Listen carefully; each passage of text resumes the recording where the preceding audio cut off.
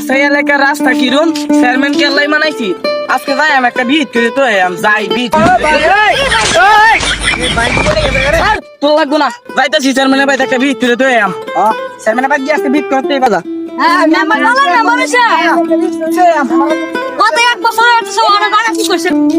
কারবারটা চেয়ারম্যানের বাড়িতে যাই আমি এই রাস্তাটা বালা না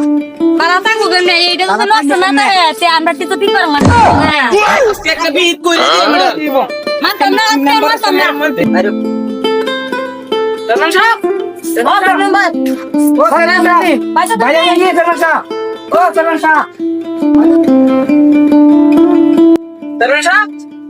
বাসায় আসেননি সকালে গুলাম দরকার আছে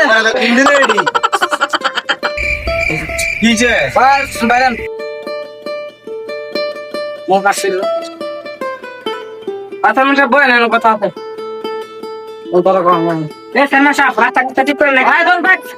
আমি গেলে আমি কথা কই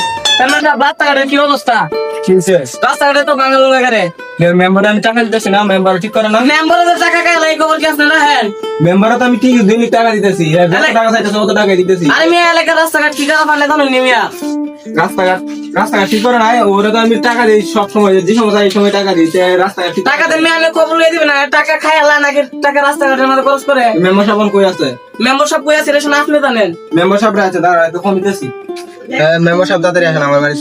হ্যাঁ চেয়ারম্যান সাহেব আইতেছি 1 মিনিট দাঁড়াও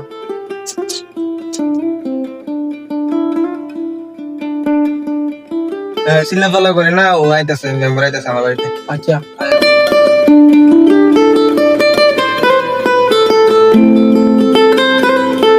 ইলসি আপনার চেয়ারম্যান সাহেব এত শুনেন আইতাছে এর মতো লিখলাম সেটা বাসায় এখন কি স্যার